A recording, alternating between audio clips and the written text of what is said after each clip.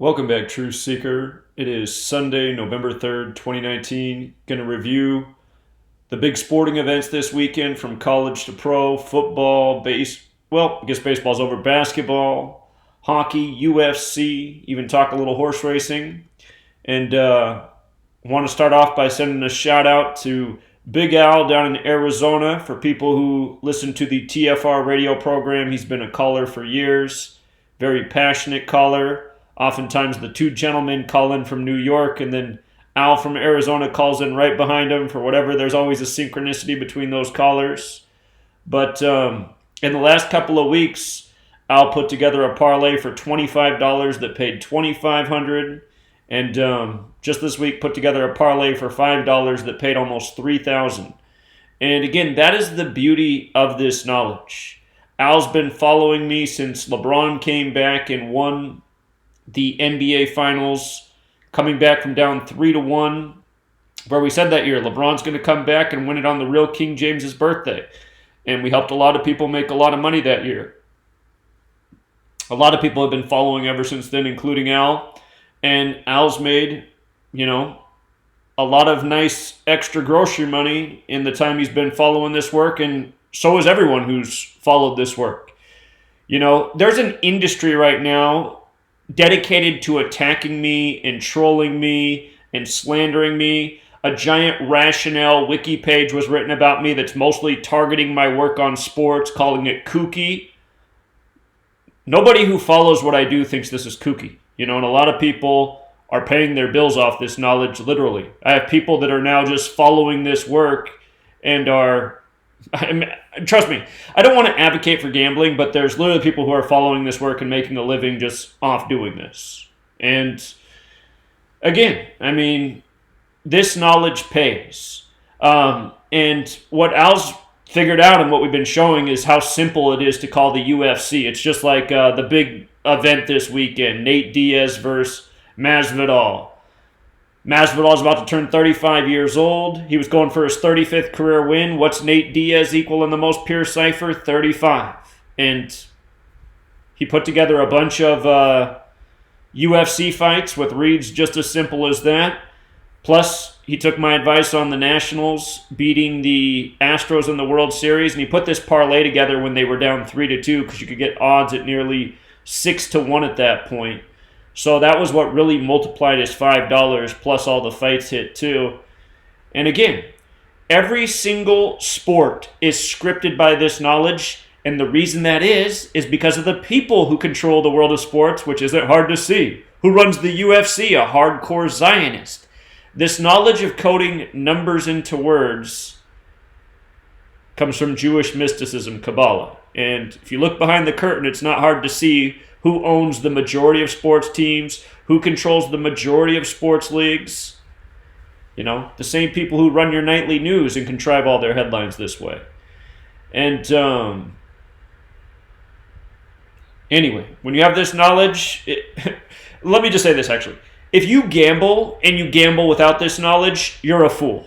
I'm just going to put it that way, as simply put as it can be. There's nothing that gives you a greater edge in the world of rigged sports if you're going to gamble than this knowledge. You can't win every single time, but you're going to win a lot more often than not.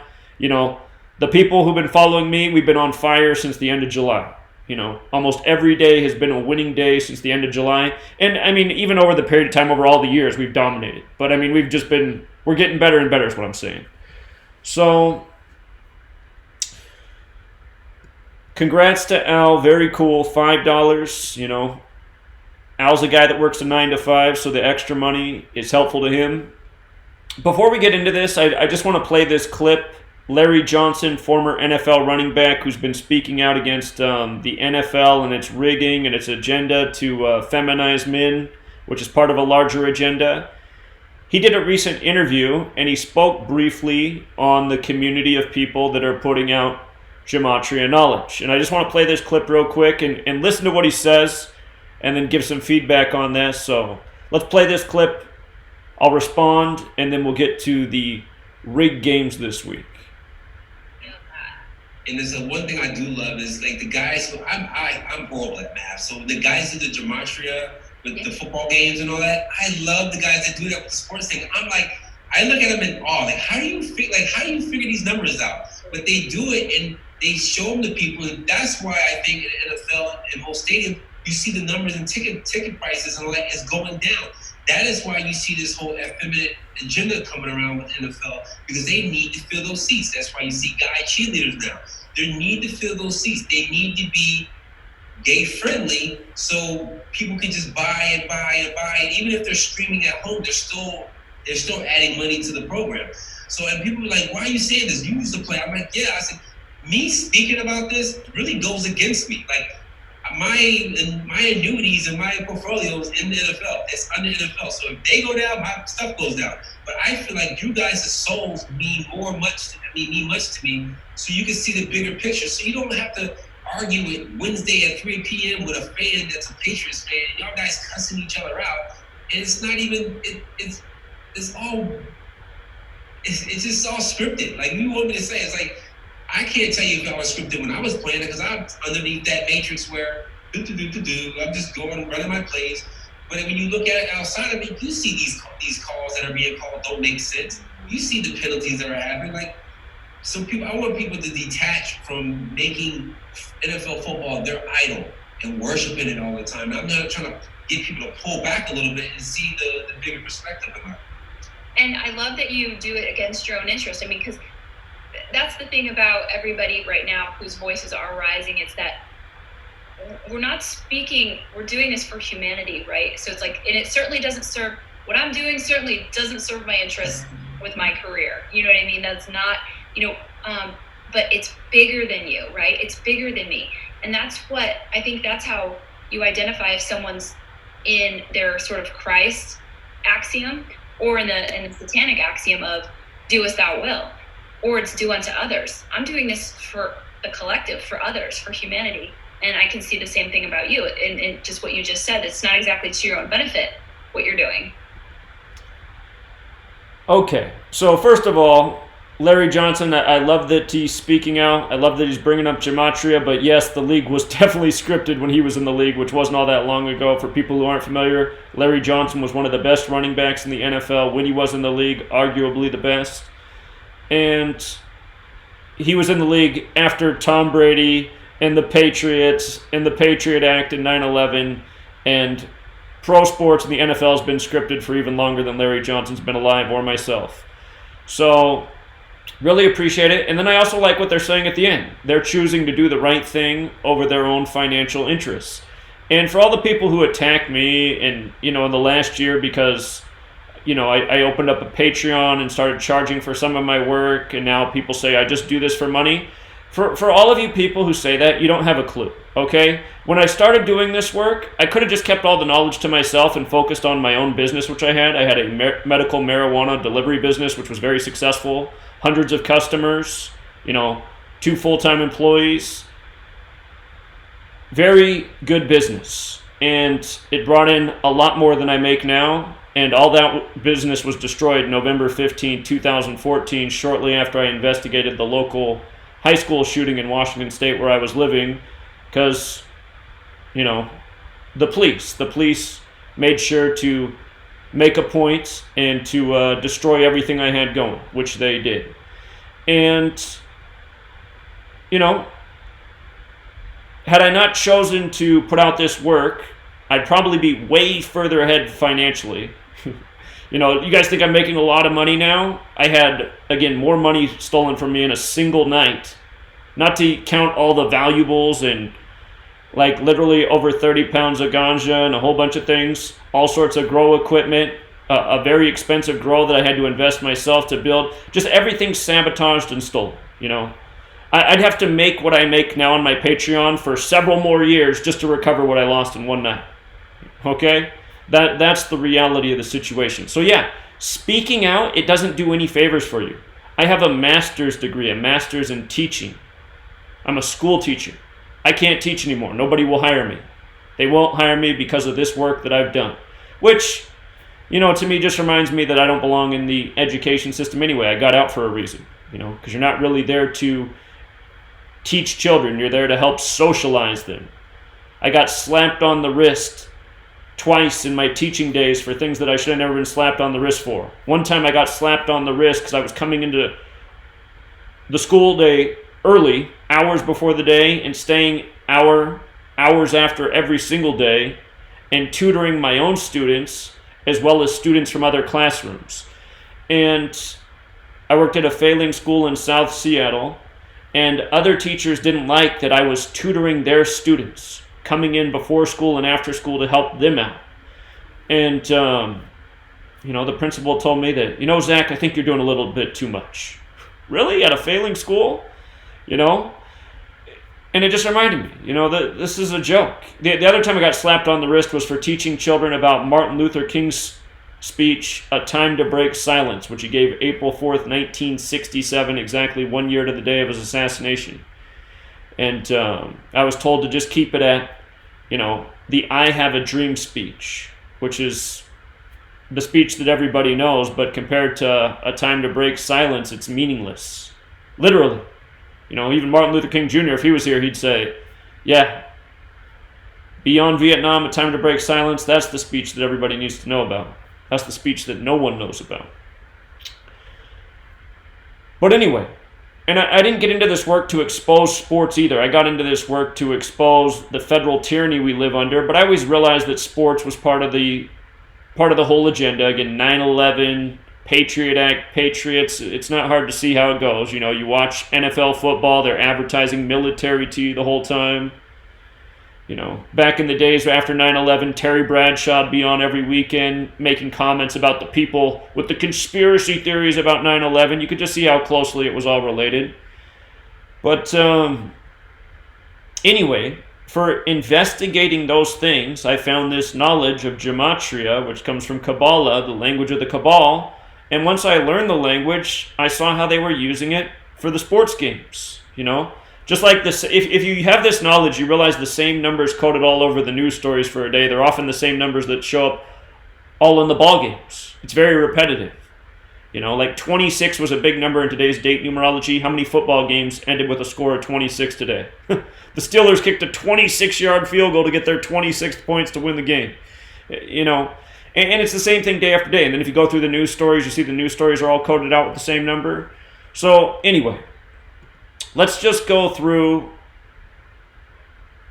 Again, Larry Johnson says, I don't understand how anyone figured this out. It's really not that complicated, this language of letters and numbers. It's the alphabetic order. It's the alphabetic order with the rules of numerology. If you know those two ciphers, you really know enough.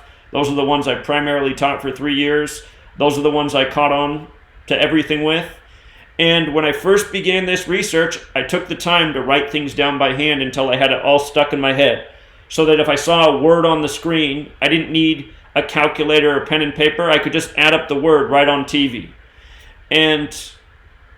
Or a road sign or just wherever, a magazine, a newspaper. When you learn this language, you just see how it's used every single day. Again, case in point. Years ago, I would have caught on to this right away. I would have made a simple video about it. I probably would have drew it up on the whiteboard. Thursday night football. The storyline for the Arizona Cardinals is they just got a star player from the Miami Dolphins, Kenyon Drake, and he's wearing the number 41, and he's playing on Halloween. And, of course, Halloween, using the alphabetic order and rules of numerology, equals 41. So what's Kenyon Drake do? His first carry as a Cardinal. You can just see it's a scripted play. There's no defense on the play. He just blows right through and he gets a 36-yard run. 36 yards, Cardinals equals 36. His first ever carry with the Cardinals goes for 36 yards. Perfectly scripted. Probably knows exactly what hash mark to run out on the field. And then he finishes the drive with a short little run, and then they let you know he had 41 yards rushing. He's wearing the jersey number 41, and it's Halloween.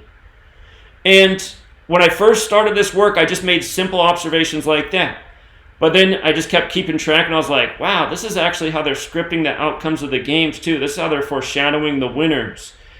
And, over time, documenting, and figuring out more and more as we go. But, again, the code is not, like, he said he's not that great at math. I guarantee you Larry Johnson has all the math skills he would ever need to be successful with this knowledge. It's basic arithmetic. It's adding A plus B plus C plus D, 1 plus 2 plus 3 plus 4. And again, with this simple arithmetic, you know, you can really multiply dollars. Case in point. Shout out to Big Al again. But here, let's just go through college football this week. College is the exact same as the NFL. Maryland, Michigan. Obviously, this isn't a hard game to call, right? Upsets do happen in college football, but it didn't look good here. What stood out about this game, and in some games more will stand out than others, there actually wasn't a whole lot that stood out in this game, but it would make sense. Harbaugh, remember last week we had Harbaugh beating the Fighting Irish to get his 73rd win. Fighting Irish equals 73. Those are Harbaugh's all-time wins, including when he coached at Stanford. At Michigan, coming into this game, he was 44-16, and I'm thinking, okay, he plays another Michigan school next week. Michigan equals 46, so if he wins this week, beats Michigan State next week, he'll have 46 wins, Michigan 46. So sometimes you have to look a week ahead. North Carolina State and Wake Forest, you have the battle of two North Carolina schools. Just like at the beginning of the year, University of Washington, up where I am, their first game of the season was against Eastern Washington, and the Huskies coach was going for his 140th win. Washington equals 140. Makes sense in the battle of two Washington schools for that coach to pick up his 140th win. In a moment, we'll get to how this week he picked up his 25th loss against the Utah Utes, and Utah Utes equals 25. Anyway, the Wake Forest coach was going for his 67th win. North Carolina equals 67. So it makes sense in the battle of the North Carolina teams for the Wake Forest coach to get his 67th win. They were a 7.5-point favorite, so not a surprise outcome, but the riddle was there to get the 67th win. Now, Virginia Tech Notre Dame turned out to be a nail-biter, but I was feeling the... let me pull up the score here so I can make the point. The final score of this game was 21-20, 41 combined points, and when you have this knowledge, you see so often why the scores are what they are. Notre Dame equals 41, and the Virginia Tech coach got his 41st loss. By the way, the Thursday night games, I knew there was a riddle up with the Mountaineers. Mountaineers equals 71. The Appalachian State Mountaineers lost and fell to 7-1. They were like a 17-point favorite. Their last loss had come to Georgia Southern. And West Virginia is the Mountaineers too. So what are the odds of two Mountaineers teams playing on Thursday night? But anyway, coming down to the Notre Dame game. Notre Dame came back at the end. They were late trailing. They were big favorites. They won 21-20, 41 combined points. And like the note stated, Virginia Tech coach should pick up his 41st loss. Notre Dame 41. He did, just barely. Now, Georgia and Florida, I got this game wrong. Again, you're not going to get every single game right because sometimes what looks like a good riddle doesn't come through. I saw the Georgia coach was sitting on 38 wins. Florida equals 38. And I looked ahead to see who he plays next. Because just because you're sitting on the number doesn't always mean you'll stay on the number. Sometimes you do, but not always. I saw that the school he plays next week is the Tigers, and Tigers is 39. So I was thinking, if he doesn't win this week, he can pick up 39 next week against the Tigers. But, and I know from experience, it doesn't always work out that way. Just like how he came into the Florida game already on 38 wins, he's now going to go into the Tigers game already on 39 wins. But Georgia, had they lost, they would have fallen to 6-2, and Georgia does equal 62. Of course, not every year does Georgia become 6-2, but the possibility was there. So I leaned Florida on that game. I was wrong about that. Kansas State and Kansas. When Kansas State is ranked, they're 10-1 against the Jayhawks. I thought it made sense for them to get the 11th win when ranked in the 11th month. Kansas equals 11. Plus, the other thing was Kansas stayed on 32 wins versus Kansas State on their home field on a date with 32 numerology, which also made sense. Kansas remained on 32 wins. Wofford and Clemson, no surprise here. You know, if you saw the work I did this summer on the death of the Clemson running back and how it was perfectly synced up with the date of the championship, you might want to go back and revisit that. But Utah-Washington, close game here. Utah was a 3-point favorite in Seattle, and quite a few things looked good for Utah here. The Washington coach was 52-24 with Washington before this game. It was a date with 52 and 25 date numerology, so he became 52-25 just like the date numerology. Plus Utah Utes equals 25, so perfect team to get the 25th loss against while the coach of Washington. Plus the other thing I liked about Utah is they came in with 7 wins. They picked up their 8th win of the season. Seattle equals 19, the 8th prime. And I guess just to scroll through the scores, Clemson wasted Wofford. Georgia beat Florida. We'll get to the Oregon USC game. Utah beat Washington. We haven't talked about Auburn Ole Miss yet. Michigan clobbered Maryland. Still got to talk about some of these other games. But, coming back, Ole Miss and Auburn in this game. Let's see, what was the key stat here? Auburn was a big favorite. This wasn't a surprise game. Auburn was 16-0 when ranked versus Ole Miss. They improved to 17-0. 17's the 7th prime, so nice little riddle there. They became 17-0 and picked up their 7th win of the season. And let me see. The Auburn coach stayed on 29 losses, which is the 10th prime, and it was week 10, plus Ole Miss equals 29. So that was that. Cincinnati, East Carolina. What I saw in this game, Cincinnati was a 24-point favorite, but what I saw was that East Carolina had a great shot to upset here, and I always tell my people, if an underdog has a great shot to upset, take the points.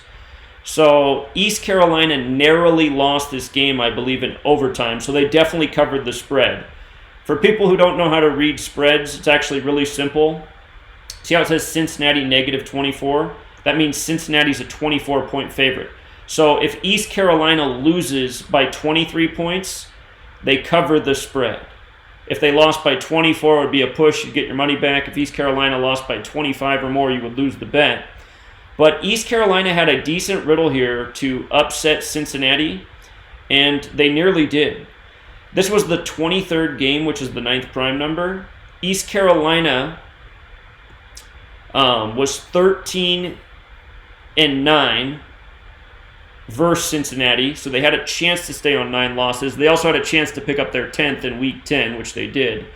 And East Carolina also had a chance to get their 9th win on their home field in the history of this matchup between Cincy and East Carolina.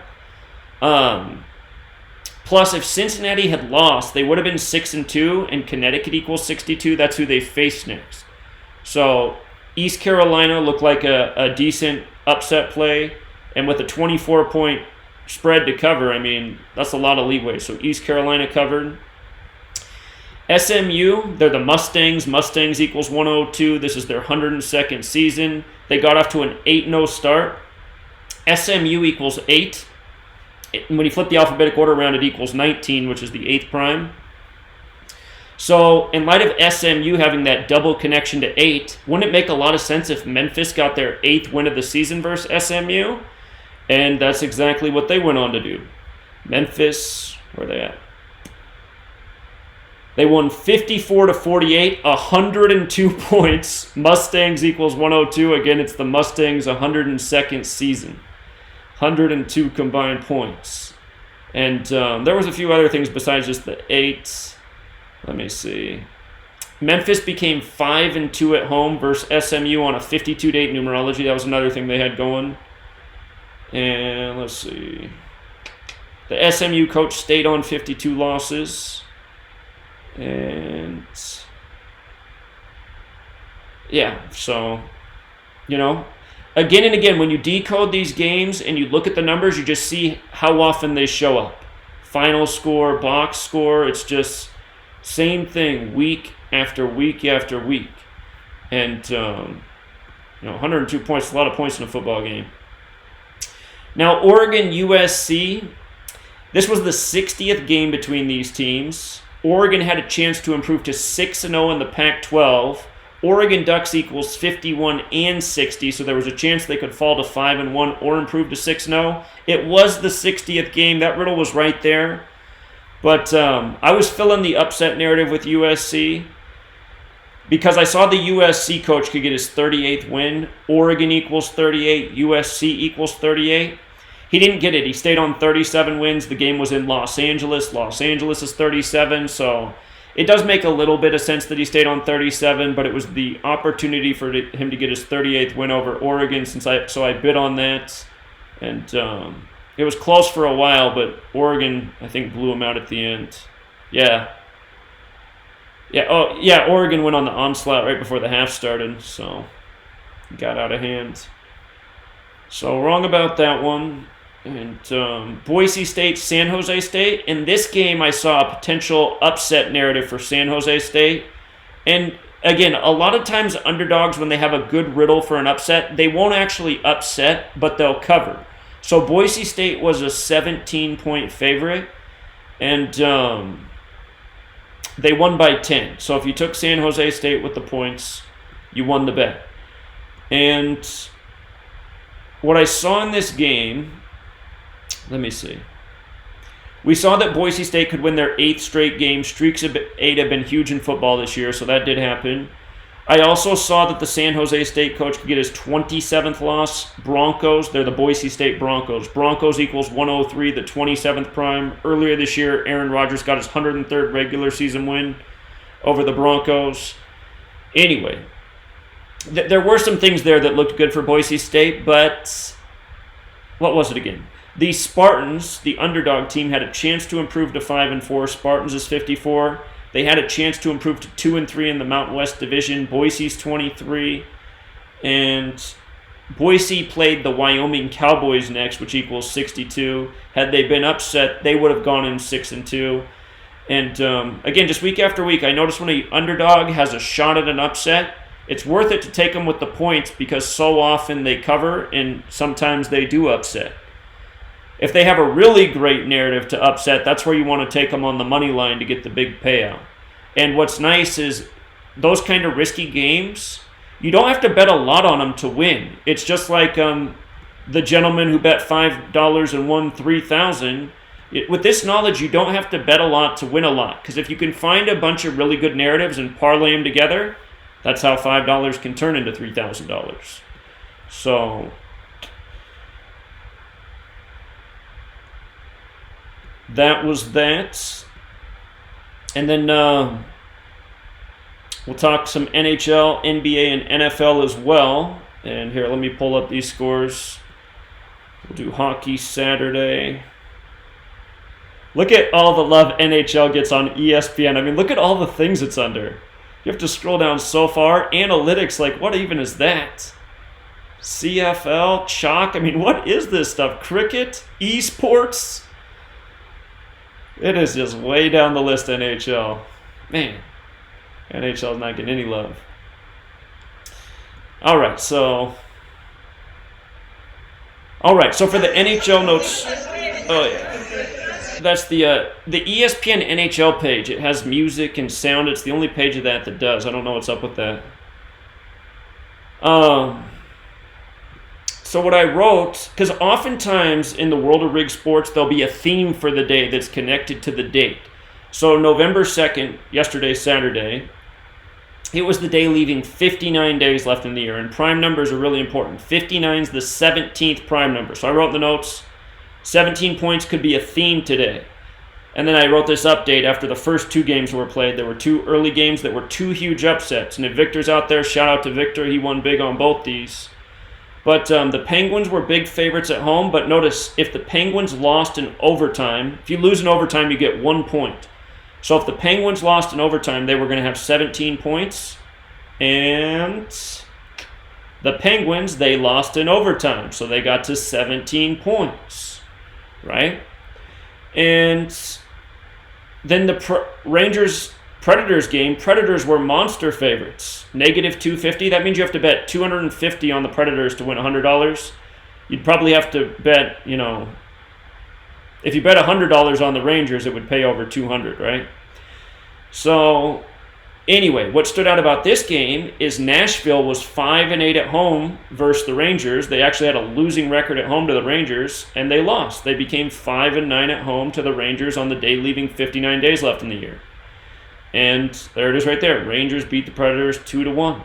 And hockey's full of major upsets. Hockey has a lot of lines like that. They get upset more than any other sport. The Senators at the Bruins. What stood out about the Bruins? I got a woman out in New England. She says, I hate when you say Bruins. Say Bruins. Okay, Bruins. Anyway, Boston could pick up their 22nd points at home. Hockey, most of the riddles are points driven, and a lot of them is the gematria of the team. So Boston playing at home, going for their 22nd points. Boston 22. Boston was a big favorite too, so I mean that wasn't any shocker. But they did get their 22nd points at home. Boston 22. Islanders Sabres. This was a tough one right here. This was a tough one. I wanted to just keep an eye on this game because it's the 103rd NHL season, and whoever was going to win this game was going to improve to 10-3. The Islanders did it. The Islanders have the coach Barry Trotz, who just won the championship 2 years ago with the Washington Capitals. So Islanders took that game, but it was hard to see what the outcome would be.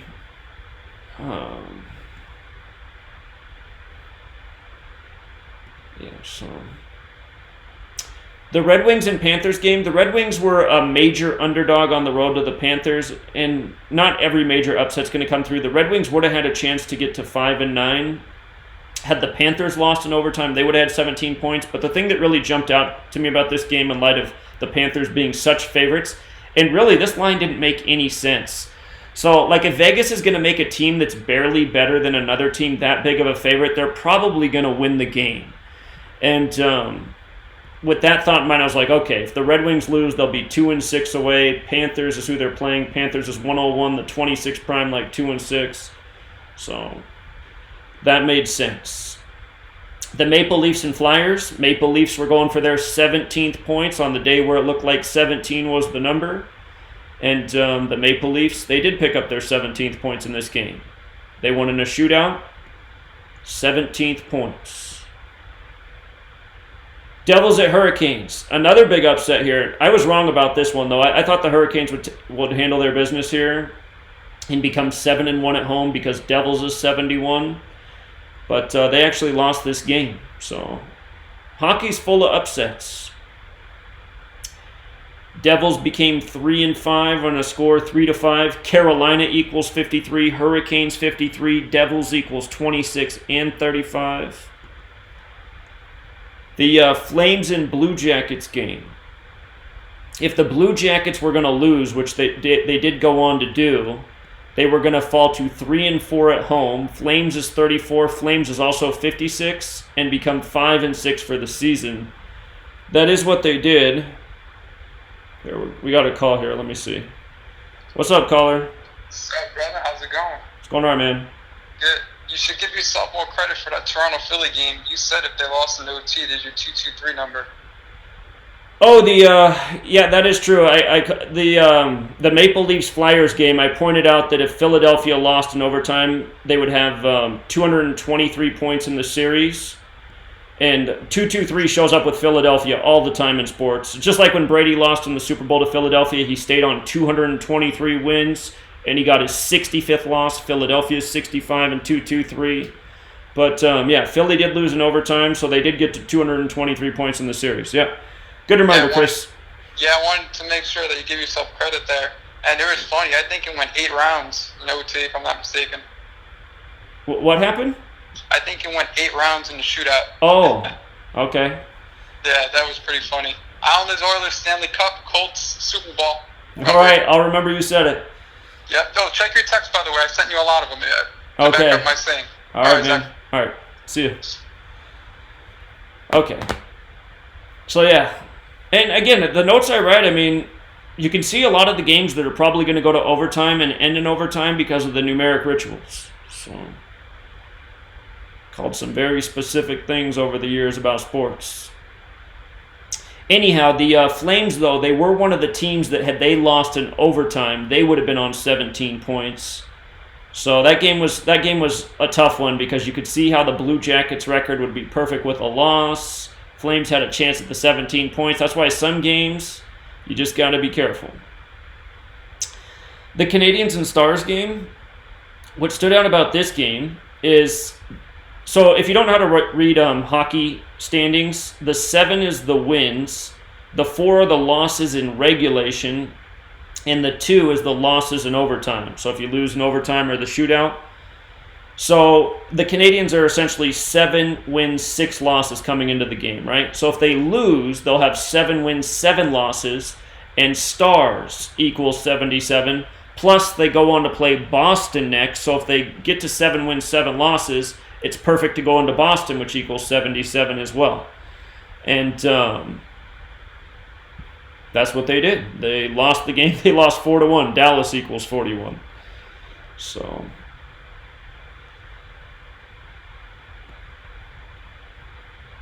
and then this game pissed me off right here. I thought this was the most 59-17 riddle of the day. And again, sometimes I wonder about some of these games.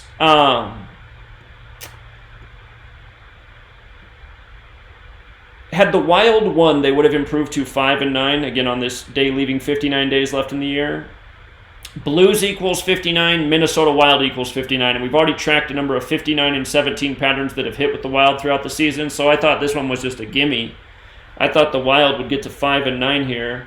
They ended up losing in overtime. And, yeah, I'm still irritated about that game, but this game looked really good. Even outside of that, there were some other things here that lined up for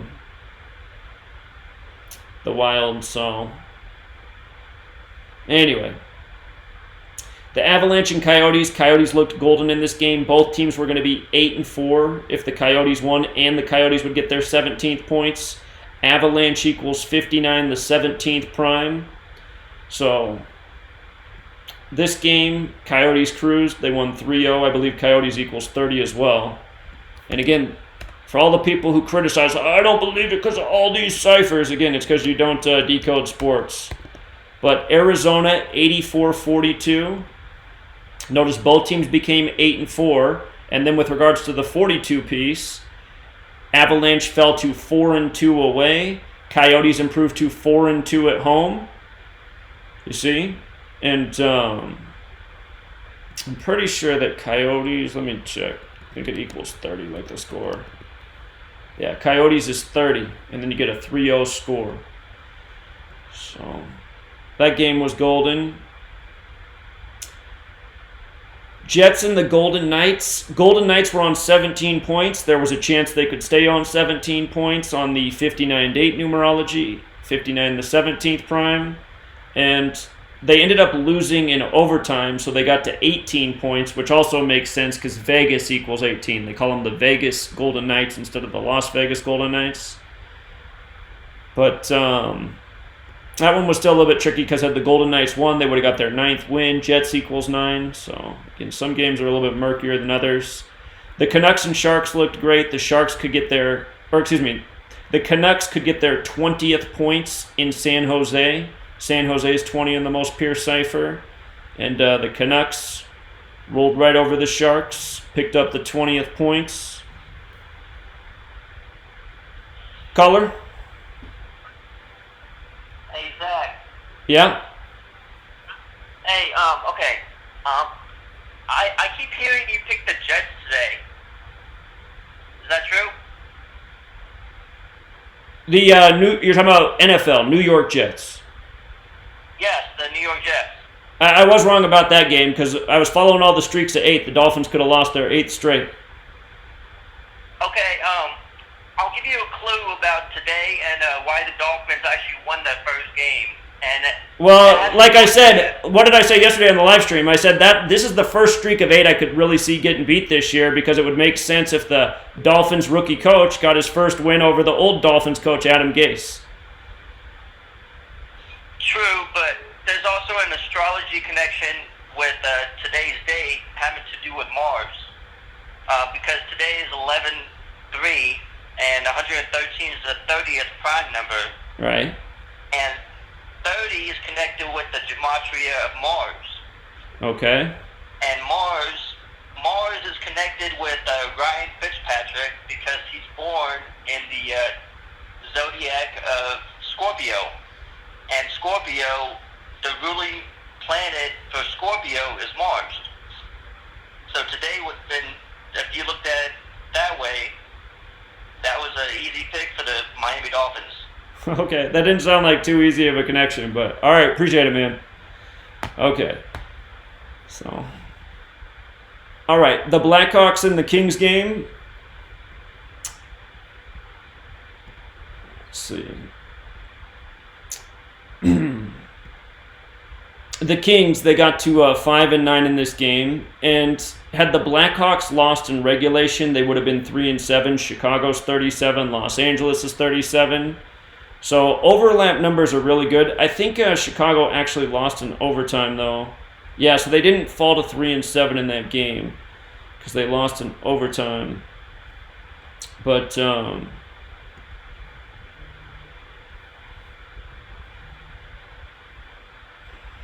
me see. We got another caller here. Caller? Hello? Yeah. Yeah, is this Zach? Yeah, it is. Yeah, hey man, I was just this is John.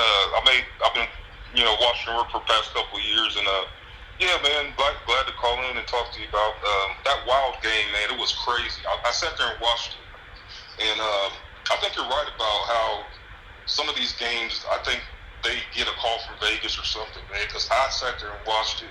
I had because I was watching. I watch all your. I look at your notes, and then when I can, I look at your live stream, and I go with the picks that you make that I think are the best. Out of all the ones that you pick, so I'll pick a few here and a few there. And I'm like, oh, this one looks, that's a lot of evidence. So I went to the Wild. I put in a parlay with a couple NFL games and I think it was a couple college NCAA games. And the Wild was the only one that didn't come through. And I'm sitting there looking at it last night. I'm telling you, man, they made some stupid calls. Like one, there was the guy Wild scored when they were up 3-2. And one of the players was outside of the blue area. He scores, and he barely even taps the goalie with his elbow. And then they called interference and then called the goal back. I'm like, man, that just looking at it, I'm like, man, that's so rigged, man. And then they were in a penalty. The Wild were in a penalty. And, like, at literally 2 seconds left, one of the Wild players trips one of the other players, and then they get another penalty. I'm like, you got to be kidding me. And then they extended to overtime, and of course the other team wins in overtime. I'm like, it was just the refs kept calling all these lopsided one-way calls. It was just so obvious. I was like, man, this is so rigged, man. Yeah. I wasn't upset because I didn't bet that much on it, but just looking at it, you could just see how it was just so totally decided, by the refs and everything. It was just ridiculous. Well, it's like, and just for me, it's frustrating too because I give the good advice to follow the 59 and 17 rules, and they hit in pretty much every game. Except for that one, which was probably the strongest out of all of them for the day. So it's like, how's it not going to come through in that one? Yeah, so. I think you're right about. I think some of these games get called from Vegas, or they're like, oh man, the money's too lopsided or whatever, and it's just so easy to see that it's when they do that, when the script is in, you can say, oh man, it's really just by the calls themselves, it's just lopsided. They don't make any sense. Yeah, I hear it, man. Yeah, I agree. So. Yeah. All right. Well, good work, man. Good work, man. Appreciate it. All right. Yeah. Have a good night. Take care. Right. Okay, so that was hockey yesterday. Basketball yesterday. Exciting finish in the rigged NBA where they used technology to ensure outcomes. 76ers Blazers. I liked the 76ers yesterday. They were going for this is yesterday. Just like how we were following the 59-17 in hockey, the only NBA game that had a 59 thing going on yesterday on the day leaving 59 days left in the year was the 76ers Blazers game. The 76ers had a chance to get their 59th win against the Blazers. Plus it was on NBA TV. Sometimes the network Gematria seems to be a factor in the riddle. NBA TV's 59. And 76ers win the game with a last-second buzzer-beater three-pointer. So, again, if you look at the numbers of a day, you can write a lot of riddles, and you're going to be on the right side of most of them. So, what was the final score of yesterday's game? 129, 128. Buzzer beater 3 does it. and I loved the 37 points, man. Do you remember last year Damian Lillard's 37-foot three-pointer to send the Thunder home for the season? There was all these. If you followed the live stream we did before that game, we called it perfectly. Lillard to win the game on a buzzer beater. Portland wins, but they don't cover the spread, which is exactly what it was. And there was 37s coded all over that game. Portland equals 37. And the 76ers winning shot in Portland gives you the 37th points. And again, it's this way night after night after night. The same repetitive numbers with the same teams. This is how you know it's all perfectly scripted. And again, Damian Lillard shot a three-pointer last year that curved through the air, which is why this year they're showing the highlight of Lillard's shot when he lets go of it, and then they're just ending the clip. The NBA's made that part of their highlight reel for this season's advertising campaign. But once the ball releases his hands, that's where the highlight ends, because they don't want people to continue to see the path of that ball through the air. It shows you, without a doubt, they're using technology to ensure outcomes. These balls track through the hoop. So, it's hilarious, really. But yeah, yesterday in the NBA, outside of that 57 thing, the Pelicans and Thunder game, the thing that stood out the most here was that OKC could stay on 25 losses versus the Pelicans on a 25-date numerology and improve to 2-2 at home because Pelicans equals 79. New Orleans Pelicans also equals 79. That's the 22nd prime. So Thunder, they did win this game. 115-104.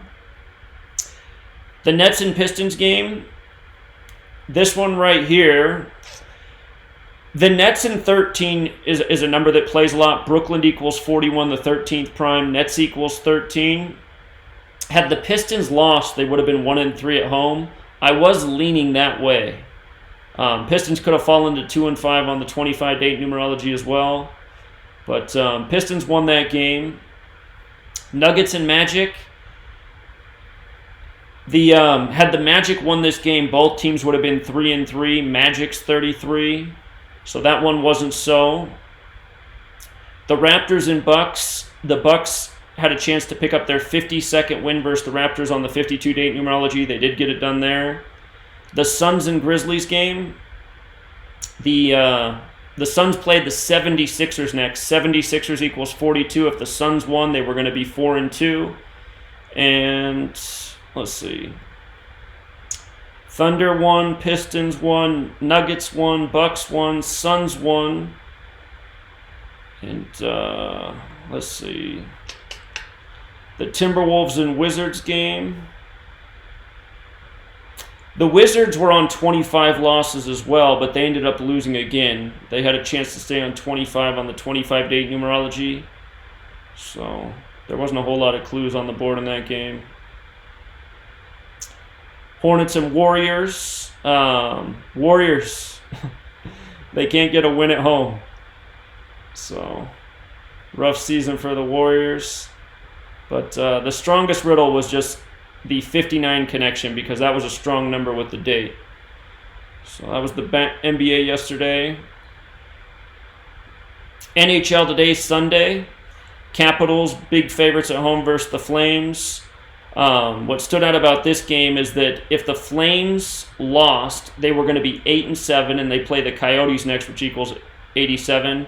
And if the Capitals won, they would be 11-5. Panthers equals 115, and they play the Panthers next. So those were the best clues on the board for today's hockey game. And Capitals won it 4-2, so each team will now go into their next respective game with the right amount of wins and losses. Capitals also got their 25th points today, and all-time against the Flames, they got their 97th points. I wrote this note here, that if the Capitals won today, they'd get the 97th points in the series, and the 25th points for the season. 97 is the 25th prime, so you had a nice little mathematical relationship there. And the Blackhawks and Ducks game was iffy. The Ducks had a chance at their 113th points on 11/3. They also had a chance to become 7-1 at home. Anaheim Ducks equals 71. 71's the 20th prime. They would have got their 20th points on the season. But the trick was Chicago also had a chance to become 4-6, and Anaheim Ducks equals 46. And the game was on ESPN. The Ducks had a chance to stay on 18 points on ESPN. And what I tell my people is that on days where there's just 2 games in the NHL, it's best to just skip those days, because those seem to be the days where the games are the most sporadic or least predictable, maybe a better way to say it. So the Capitals one, though, was nice because you didn't really have anything lining up for the Calgary Flames. And it also made sense for the Flames to stay on 18 points, which they did, because Washington, D.C. 61 the 18th prime. So, I mean, pretty much everything pointed to the Capitals in this game, and they did win. But still, even sometimes on the days with just 2 games, a great riddle like that sometimes won't come through. So, and then the NBA today, Bulls and Pacers. Pacers had a chance to become 3-3 at home. Bulls equals 33. Indiana equals 137, the 33rd prime. Sunday's the one day of the week that equals 33. And pretty sure the Pacers won this game. Let me check. I know I like the Clippers a lot today. They had a great riddle. Yeah, Pacers won by 13 over the Bulls. And the Rockets and the Heat.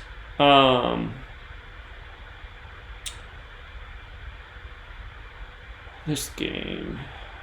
If the Rockets were going to lose, they might lose their next game to Memphis, because Memphis equals 34. The Rockets lost today and became 3-3. If they lose again, they will be 3-4. Have to look at that one some more. There could be another riddle there, though. And then the Heat. If the Heat won, they were going to become 3-0 at home on 11/3, like 113, 113 is the 30th prime. But I know that there was something else. This was the other thing to consider. If the Heat lost, they would have fallen to 4-2, and Heat equals 43, and then, or hold on, no, Miami Heat equals 43, and then they play in Colorado next. So that was the one concern, that if they lost, it would set them up to lose against Miami. But that 3-0 on November 3rd was the best riddle for the immediate game. Kings and Knicks. Sacramento Kings equals 61. That's the 18th prime. And David Fizdale, the coach of the Knicks, he stayed on 18 wins today with the Knicks. He was 18-70. Sacramento Kings 61, the 18th prime. Sacramento 37, the 12th prime. Kings can improve to 1-2 away. Knicks can fall to 1-2 at home. And the Kings win with 113 points on 11/3. The National Basketball Association equals 113. Michael Jordan 113. Kobe Bryant 113. Big number there with the NBA. Lakers beat the Spurs. Lakers are rolling. And what I pointed out about this game is the Spurs could stay on 89 wins. It's the year of King James. King James is 89. The Lakers coach could get to 5-1. Frank Vogel's 51. But this game was not an easy call, because Lakers equals 42, LeBron James equals 42, Spurs equals 42. Either team could become 4-2 in this game. The Spurs ended up becoming 4-2. Vogel's next loss is 293, which is the 62nd prime. That's interesting because San Antonio Spurs is 62. Frank Paul Vogel, his full name is 62. What I wrote is, if the Lakers win this game, look for them to win their next 2 as well, because then they would face the Toronto Raptors 7-1, and Toronto Raptors is 71. So it's probably where they're going. Also, I point out that if the Spurs split their next 2 games, they will face OKC 5-2. OKC equals 52, and Oklahoma City equals 52. So it's probably where it's going with the Spurs. The Mavericks and Cavs. The 33 riddles are not hitting with Cleveland. And had the Cavs won today, both teams would have been 3-3. Cleveland 33. Remember when LeBron came back from down 3-1? They were the 33rd team to be in that situation, the first ever to do it. Cleveland's 33, LeBron's 33, James is 33. Dallas equals 113, and again 113 is the 30th prime. So that was the one thing I saw for Dallas. They had a chance to become 3-0 away if they were going to avoid the 3-3 thing. And they did. Pretty sure they smoked Cleveland. Yeah, 131-111. To me, the best game of the day for basketball, in terms of the rigged outcomes, was right here. The Clippers beating the Jazz. And the reason why... I read this comment, and like I cried inside when I read this comment right here. You got to... I can't decide if like this is somebody trolling or if this is just somebody that's, probably doesn't have the most IQ points. But he writes, Zach... You said you like the teams where you bold your comments, and now you have Jazz and LA both in bold, so how can I have both teams in the same pick? That's confusing AF, which means as fuck. And it might be confusing if you're fucking retarded, because look at what's bolded. Utah Jazz equals 40, Clippers can become 4-0 at home, LA equals 13, Jazz can fall to 1-3 away. Can you imagine being confused by this statement? How fucking retarded do you have to be confused by what I've emphasized here? You have to be just a shit-for-brain fucking loser, and the reason I'm being so critical is because I know the fucking loser who left the comment is actually one of the trolls that spends all day on my Patreon page. And I do think that he probably is that dumb. I would really love to know who these asswipes are that are hired to troll my page all day, because they really are a pack of worthless fucking rejects.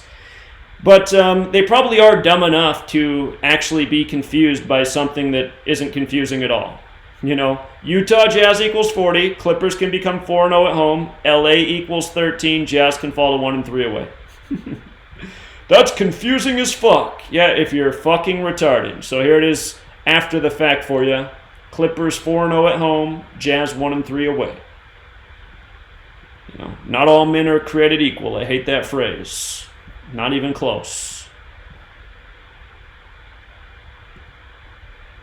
By my calculations, most people aren't worth a shit, unfortunately. But that is the reality of the world we live in. So, football. Let's get to the week in football that was. Coming into this week, teams that had a chance to get a streak of 8 in anything were perfect. And there's probably been at least 15 riddles this year with teams in the NFL weeks where a team could get their 8th straight win versus an opponent, 8th straight win on a field, 8th straight win dating back to last season, 8th straight loss, etc., etc. And coming into this week, they'd been perfect. So 49ers at Cardinals, not a hard game to call. But 49ers were going for their 8th straight win of the season, so that's what we went with there. Again, not a single streak of 8 had failed until today, and actually 2 failed this Sunday. One of them surprised me, one of them didn't, because I thought that one might be the first to fail. The Texans at Jaguars London game. So a big thing about the Sunday games here. Sunday. November 3rd is the 307th day of the year, leaving 58 days remaining. 307 is the 63rd prime. So I was really watching teams that could go 6-3 today, which included the Texans. And Texans did become 6-3 in this game by beating the Jaguars. So here it is in the notes. The Jaguars were 13-22 versus the Texans. This was the 23rd game in London. The 23rd game all-time in London. Jaguars equals 23. The Jaguars picked up their 23rd loss to the Texans today in the 23rd game in London. 23 is the 9th prime. It was week 9.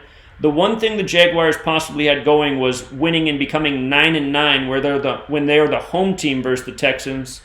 But ultimately, I said, game's a little bit dangerous because the Jaguars do have that, but because Watson can get his 9th away win, Texans are the better riddle. I'd roll with the Texans. I don't know if I'd put them in a parlay this week, but I like the Texans because they can get to 6-3 and Watson can get the 9th away win. So that was that. And here we can put up the scores as we go through it. So, by the way, today's date numerology was 26. There was a lot of 26 in the NFL today. Or I guess I got it written beneath each game. So date numerology today, 26. Again, you want to know all the methods. 53, 26, 17. 26 showed up all over the place today. So Texans. The Redskins at the Bills. This game right here, Buffalo equals 63. They have a little connection to 63 themselves. We saw the Redskins could fall to 5-9 versus the Bills, pick up their 9th loss in NFL Week 9. 5-9 is kind of like 59, the 17th prime on the 17 date numerology, so there was some nice rhyme and reason to that. And the only concern in this game was that Allen could potentially pick up his 9th loss, but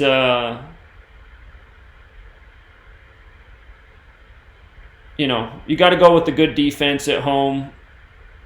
So I gave the edge to the Bills in this one. They got it done. The Vikings and Chiefs, notice both teams were going to be 6-3 if the Chiefs won. Again, the 307th day of the year, the 63rd prime. Just like last year in the Super Bowl, it was Tom Brady's 307th game. He became 6-3 in Super Bowls. Mercedes-Benz Stadium equals 307. And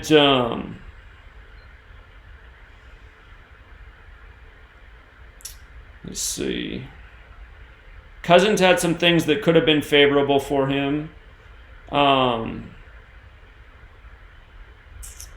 If Mahomes was in, this game would have been really easy to call because Mahomes could have got his 9th win in the regular season at home and become 9-3 at home. Minnesota Vikings equals 93. He was out.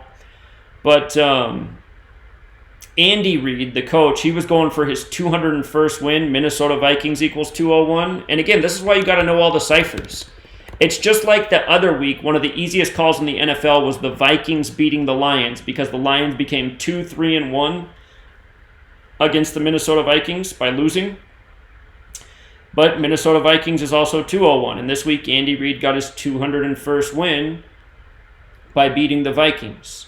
So I told my people that if Mahomes is in there, feel good about the pick. If he's not, it's a closer call, but still the 307-63 goes both ways. Reid getting the 201st win is there. And Chiefs got it done. So let's see, what was the score of that game? The Redskins go down with 9 points, right, in Week 9. Chiefs win with 26. Dolphins win with 26. And a guy called in earlier and said the Dolphins was an easy pick because of astrology. I never heard that guy call in before, but anyway. I talked about this yesterday. I said we haven't seen a streak of 8 beaten this year, but this could be the game where it finally gets beat because it would make some sense for the coach to get his first win over the old Dolphins coach, Adam Gase, who now coached the Jets. Last year, the Jets coached the Dolphins, and you got to ask yourself, why would anybody hire Adam Gase as a coach? Just like, why would anybody hire Pat Shurmur as a coach? These guys are proven losers. And they're kind of like the guys who are willing to sign up for the circus and make an ass out of themselves every week. That's essentially who these men are.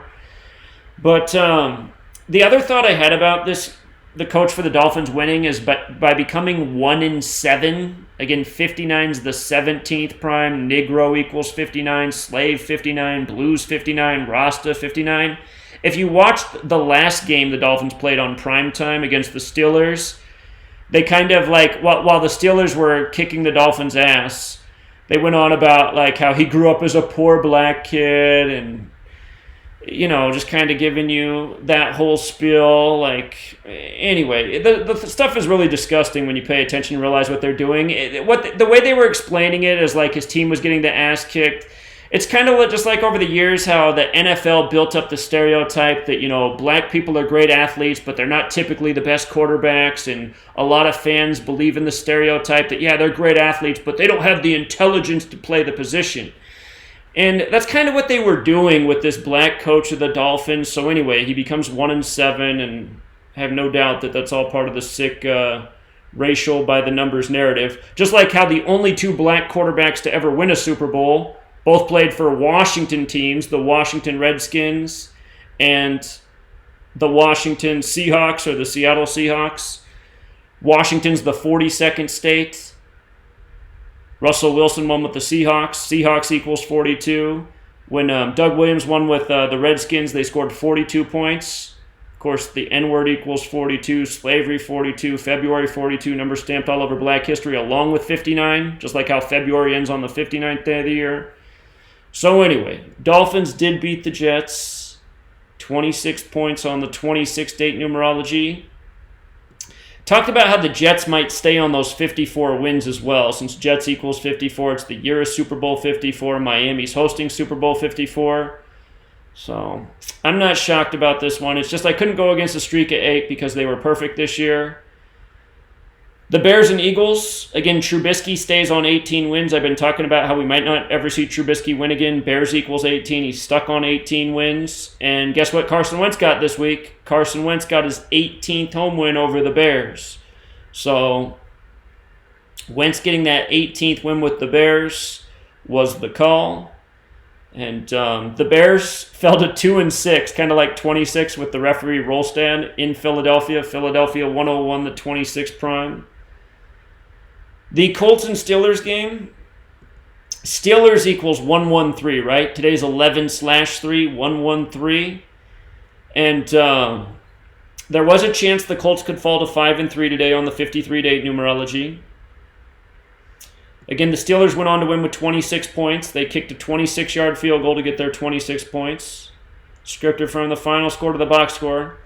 But I was on the wrong side of this game. I took this riddle right here. I thought the Colts, if they won today, the Steelers would fall to 11-3 at home versus the Colts all time on November 3rd, 11-3.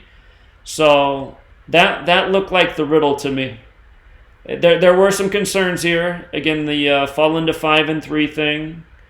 First note I made. And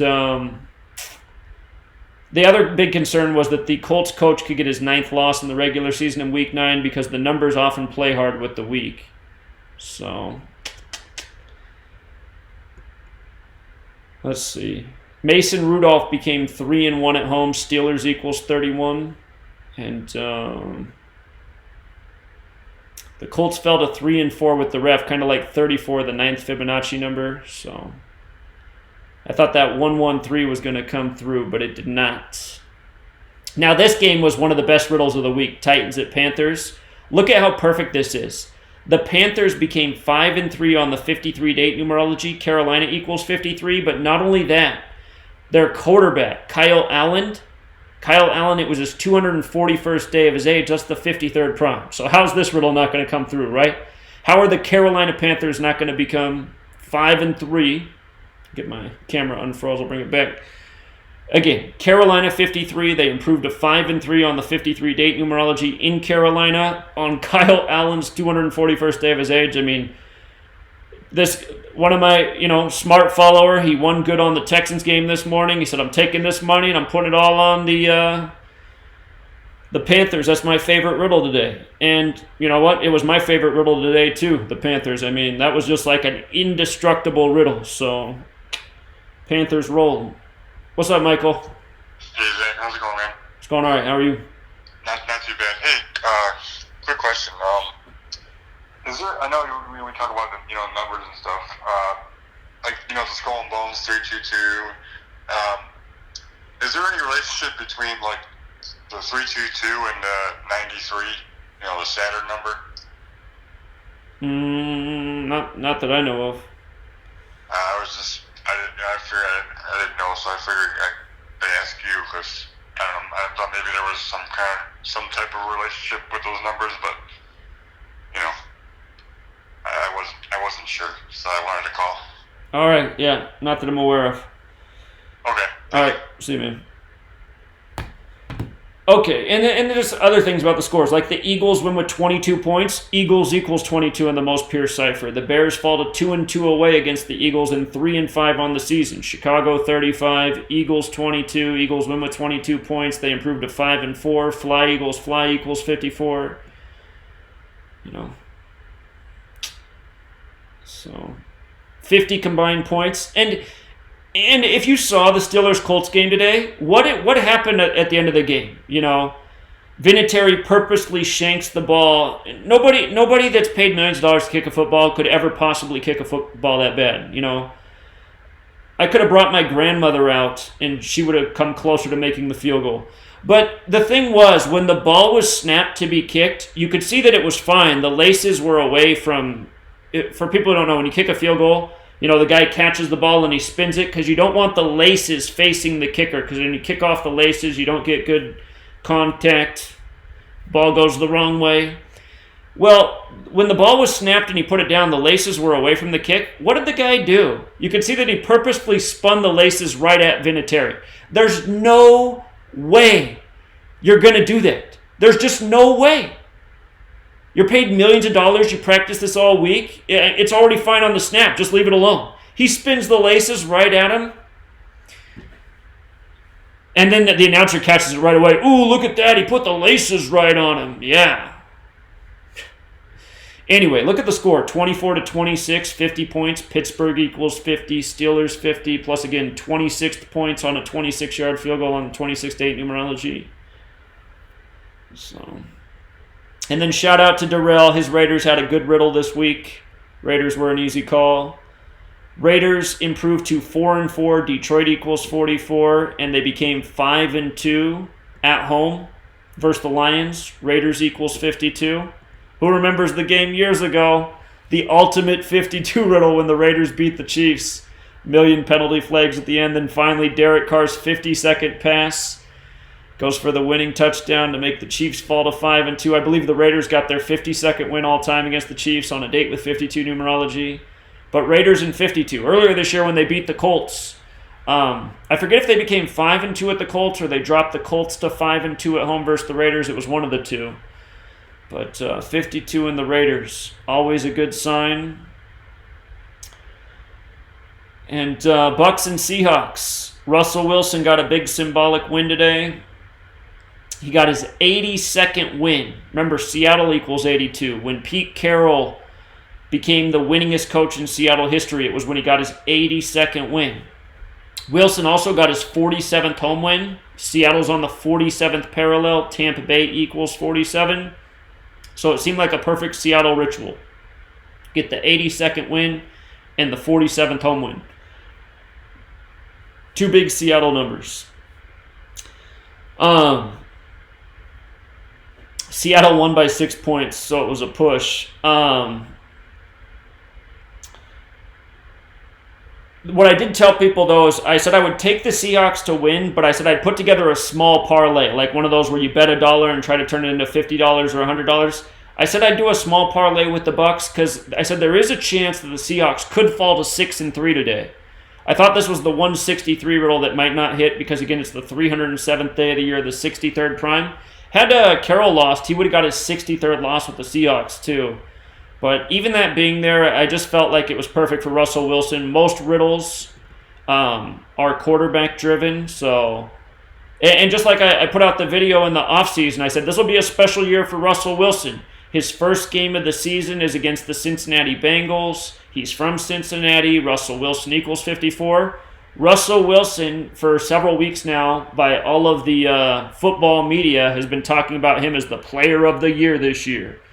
And told people well before the season began, watch out for Russell Wilson this year. Russell Wilson's primed for a special season, the year of Super Bowl 54. I don't anticipate that he's going to be there, but again, something like an MVP award, that would make sense. And the Browns and Broncos, I hate the Browns, man. I don't know how they dupe the public into betting all that money on them for the Super Bowl, but anyway, the Browns had a chance to fall to 2-6 on the 26th-date numerology. They did. Numbers that play real big in Denver are 32. Denver's 32. Broncos is 32. NFL's 32. America's 32. I thought the Browns would get to 3-2 away and 3-5 overall because Browns equals 35 and Denver's 32. But I told people the one concern here is the Broncos are starting a new quarterback this week, and so far, quarterbacks making their first start this year, they've won a lot more often than they've lost. It's been the year of the backup. So I did warn people about that. I said, we don't know what they're going to do with this quarterback. I believe his name's Allen, too. I think it's Brandon Allen. And Brandon Allen came in and got the W. So, and something else that I feel dumb about, because I say it all the time to my followers. I say I never go against a Colorado 38 riddle. Well, I did in this game, and I regret it. Colorado equals 38. It's the 38th state. If the Broncos won today's game, which they did, they were going to become 3-8 with the ref they had. And a lot of these riddles do follow just like this with the refs. So I am just really disappointed in myself with this game right here. I gotta say that. I always say I never go against a Colorado 38 riddle, and then I did, and I got kicked in the teeth. Packers and Chargers. This was the second game today where a streak of 8 was broken. The Packers could have won their 8th straight game against the Chargers. And again, coming into this week, at least 15 games with streaks of 8 that were just perfect, and they dominated for us all baseball season, just like why we rode the Nationals to the World Series championship with 8 straight road wins. But Packers got wasted today. 30. I think the score here was 26 as well. Yeah, 26 again. 37 combined points. Los Angeles 37. Packers is also 37. But I took the Packers. Streaks of 8 had been flawless, so they beat me twice this week. One of them I thought they might beat me. That Dolphins game I'm not surprised, but this one I am a little bit surprised here. So Rodgers would have become 43-41 away. Chargers is 43. LA's 41. So we saw that Rivers could stay on 41 home losses. He did do that. So anyway. Patriots and Ravens. This game was tough here tonight. Sunday Night Football equals 81. The Patriots had a chance to fall to 8-1. Baltimore equals 41. They had a chance to become 4-1 away. Ravens had a chance to improve to 6-2. NBC equals 62, what Sunday Night Football's on. They also had a chance to fall to 5-3 on the 53 date numerology, and Patriots equals 53. So this game was super dangerous. And, last week, we've noticed with a lot of the primetime games that there's an ongoing riddle week after week that syncs up. Like last week on Sunday Night Football, the Chiefs lost at home to the Packers, and home teams became 4-4. Packers equals 44. So this week, had Baltimore lost, home teams would have been 4-5, which kind of makes sense because 45 is the 9th triangular number. It's week 9. New England's 45. So anyway, the riddles were thick in this game. And Patriots had a chance to fall to 8-2 versus the Ravens. New England Patriots equals 82 in the most pure cipher, but there is an S in it, so it's also 91. Patriots had a chance to become 4-1 at the Ravens. Baltimore's 41. Patriots had a chance to become 11-3 all-time against the Ravens on 11-3. And let's see. Brady had a chance at his 97th away win. 97th, the 25th prime. Ravens is 25. Let's see. He also had a chance to become 6-2 versus the Ravens in the regular season. NBC's 62. So I got one follower who loves the networks. He always goes with the network riddle, and he says it always works for him. But I don't know. I pay attention to the networks. To me, the network riddles are hit and miss, but sometimes they're on. So anyway, I'm sure tonight he was all over Baltimore because he doesn't go against the networks. He's like, oh yeah, NBC 62, Ravens 6-2, but I'm telling you, it doesn't always work out that way with the networks. Somehow he just has the right hunch when it does come through. So anyway, that was the NFL. It was mostly a good day. Those streaks at 8, though, man, had they come through like they would the rest of the season, it would have been an awesome day. So that was the difference between good and awesome. And then just, again, horse racing. There was this story about how one of the horses running in the Breeders' Cup, first race of the day, Saturday, how it was named after a typo in a Donald Trump tweet. And I went back and looked at the day that Donald Trump made this tweet where this whole story originated. And I saw that we were in the 127th week since that tweet, and the horse's name equaled 127, like Scottish Rite of Freemasonry. This was a special number here, 127. And I told my people, I said, keep an eye on this horse. It's got good numbers. It's got the numbers that last year's winner of the Classic had, and it's perfectly synced up with Trump's tweet, and we continue to document sports riddles and sports championships that are synced up with Trump. Again, Donald Trump equals 138, Nationals 138, Dave Martinez 138. The Nationals win the World Series in Game 7 138 days after Trump's birthday. So, anyway, a lot of my followers, they were digging it, and a lot of happy campers who bet on this horse because, again, just one more sports Oval Office riddle that really did, lead to a correct outcome. And then the winning horse of the Breeders' Cup Classic, it had one of the Ortiz brothers as the jockeys, and if you follow horse racing, the Ortiz brothers win left and right. The same man who hit big on the this parlay, he's one of the few people that has my actual main phone number, not the Gematria hotline, and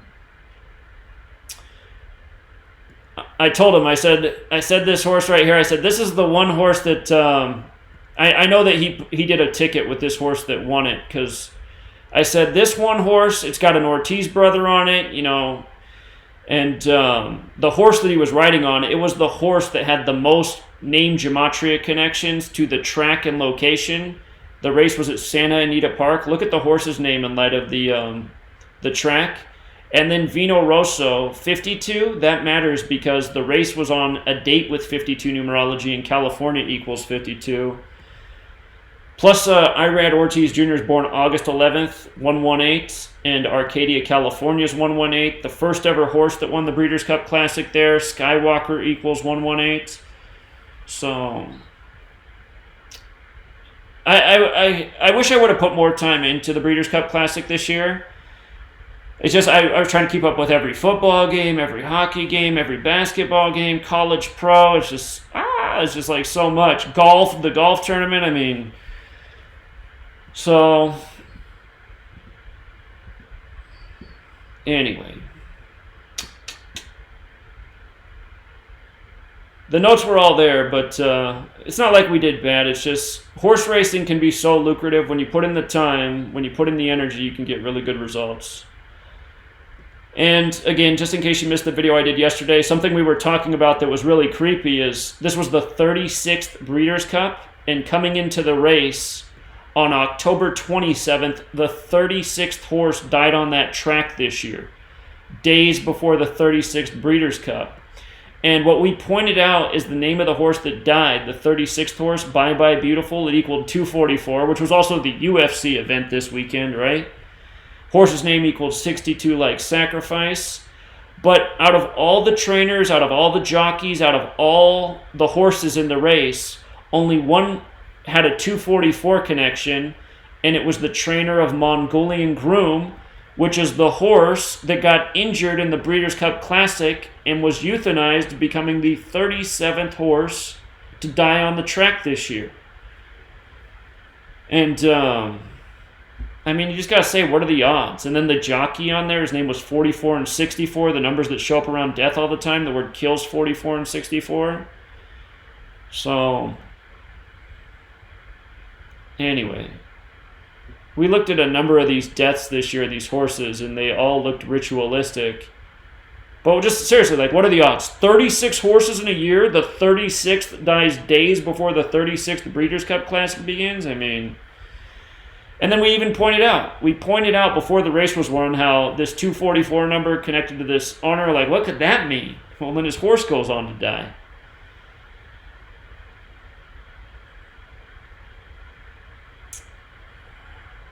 Yeah. Check out the video I did yesterday for more information on that. So, somebody watched my video on, or the clip I shared of Larry Johnson, the former football player, speaking out and saying how he appreciates the people doing the Gematria work.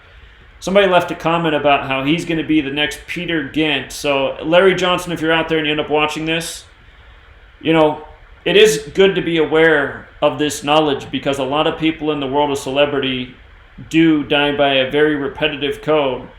And once upon a time, this gentleman exposed the dark side of the NFL. And he was born George Davis Peter Gant. He went by Peter Gant, which we'll get to. But he died at age 69. Not all that old. And his birthday was August 23rd. He died September 30th. Notice he died 38 days after his birthday. And again, death, murder, killing, RIP, they all sum to 38. And so many people in the world of celebrity have died by this code. The book Murder by Numbers. The E's changed to a 3. The B's changed to an 8. 3-8. No other letters are tampered with. Murders 38 and 83. The song Murder by Numbers came out in 83. Sandra Bullock, the name at the top of that movie poster, is 83. Killing, death, RIP, murder, they're all 38. So is Gematria in English. There's a song out there called Gematria, the Killing Name. And, this gentleman right here, he probably was ritualistically offed. 38 days after his birthday. A disproportionate amount of people die in this world, in the world of celebrity, by the number 38. And,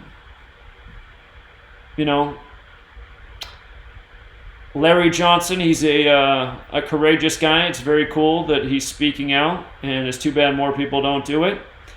And because not enough people speak out, it does make it more dangerous for the people who do.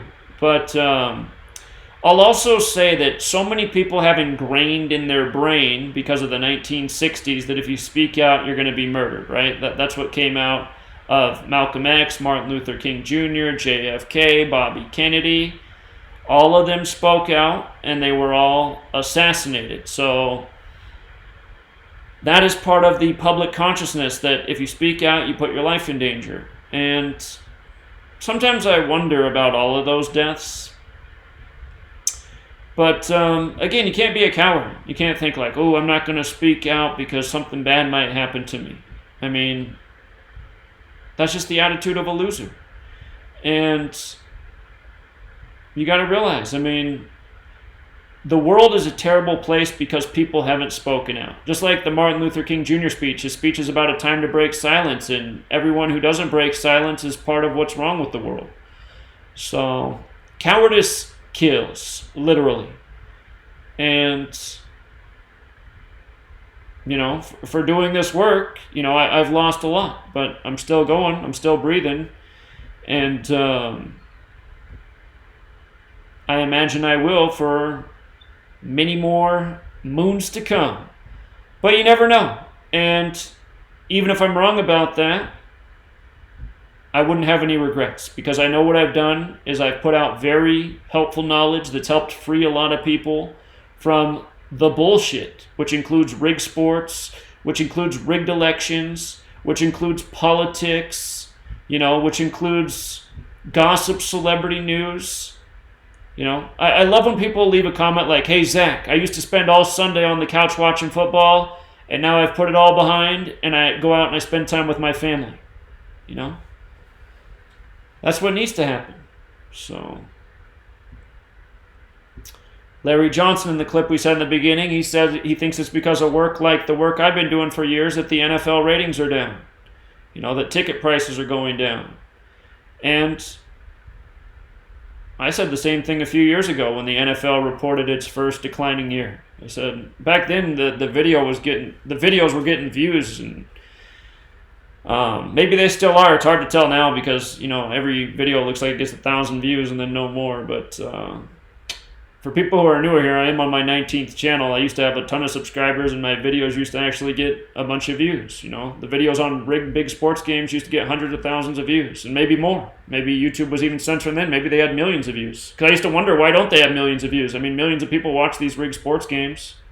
If you type in rigged Super Bowl whatever, I'm the only one who's got the video on it. I would think millions of people would see that. So, But anyway, I didn't even know about this gentleman here, Peter Gant. Somebody left that comment, so I just looked it up. Somebody left a comment that he's going to end up like the next Peter Gant. So I was like, let me go see what happened to him. And I look, and I'm like, another guy who died 38 days after his birthday, really. And also, I meant to say what I was going to say about his name, Peter Gant. If you run the alphabetic order in reverse, look at Peter Gant in football. It's easy to see that that's why the name they chose to call him by, because his name was George Davis Peter Gant. And the day he died was a date with a life lesson number of 43. So, R.I.P. R.I.P. equals 38 and 43 as well when you run the alphabetic order forwards and backwards. Killings 38 and 43.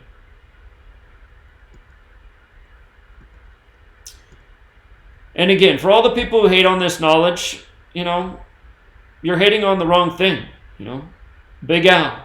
He hasn't been hating. He's been following. He's been loyal. He's called in hundreds of times over the years. Calls in all the time on the Patreon. And he's learned to use the knowledge. A lot of these games that he had on here, I didn't even make the call on him. He just did what I taught him to do with fights. People were asking me to decode the Nate Diaz fight, and I was just grinning. I just said, you guys just use the knowledge. It's not even hard to see who's going to win the Nate Diaz fight. Masvidal's going for his 35th win. Nate Diaz equals 35. I mean, it's a no-brainer. It's a no-brainer. Remember, out of these 4 ciphers, this one right here, the alphabetic order with the rules numerology, is the most pure. So what a perfect guy to get his 35th win against, right before his 35th birthday. And that's all Al's doing, and that's all anybody can do. As long as they're going to continue to script sports the way they do, everyone can take advantage of this knowledge. You just go right down the line. Oh, this guy's going for this number. And be sure to look at the fighters' nicknames, too, because if it's not in their normal name, it's probably in their fighter nickname. Sometimes it's also like a guy's going for his 18th win, and it's 18 weeks after his birthday, or it's 18 days from his birthday, So, but it's one of a few tricks they usually pull for their rigged outcomes.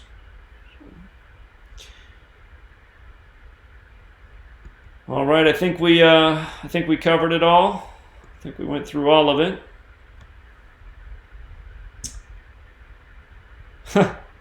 Always the same types of comments. Mary Grace writes, we are in the last days. Mary, people have been saying we're in the last days since, forever. We're not in the last days, you guys. The cabal has plans to run the world for the rest of the century and beyond. And they are going to run the world for the rest of the century and beyond if people just keep, folding their hands and waiting on their knees and thinking, the Savior's about to come or the world's about to end. That's the crap that needs to end. All of this useless rhetoric needs to end. The end days. We're not in the end days. The project for a new American century. We're in the beginning of that new American century right now. And it's going to get a lot worse for the people who are going to come in the next 80 years for this century if people like us don't actually do something. End days. All of that stuff given to you in your good book, that's the programming. That's the control system. Bible, government, religion. That's not the truth. That's the stuff from the controllers. So, no, Mary's not right, Timothy. Mary's not right. We're not in the end days.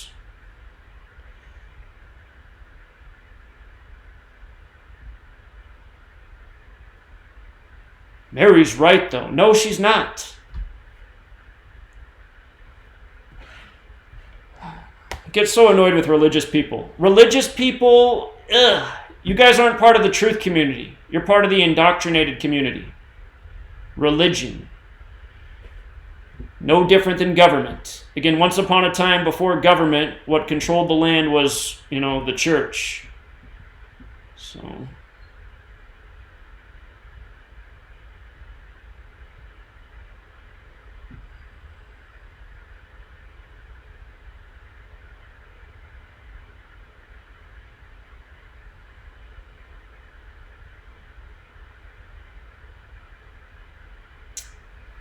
I see the question. Do I agree with the work you've been putting together? I believe what you're asking me is the work about the Minnesota Vikings winning the Super Bowl. I mean, I know you're big on the Vikings. They just, to me, the only connection they have is the fact that Cousins' surname equals 100 and it's the 100th NFL season. But I think there's too many better narratives in the NFC than the Vikings. So...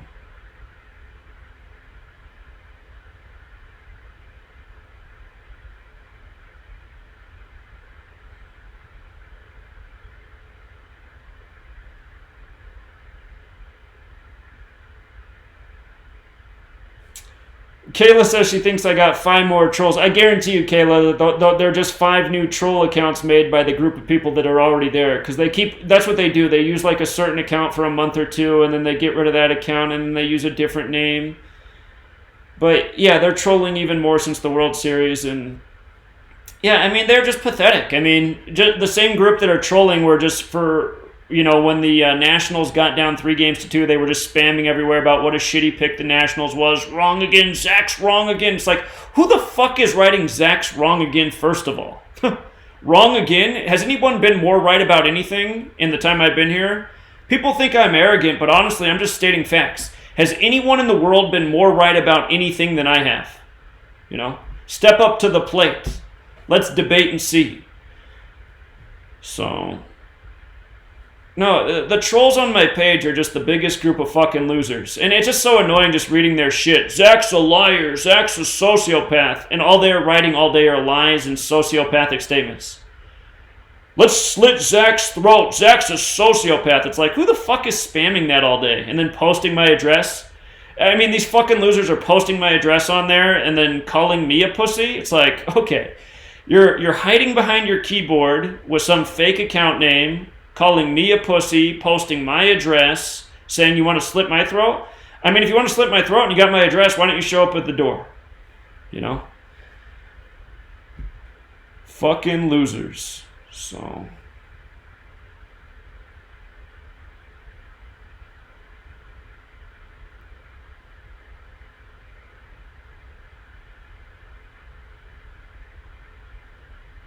John says record on NFL picks. This week, 8-5 so far this week, so not a great week, but 8-5's not bad. Every week we've had a winning week, except for one. One week we broke even, so...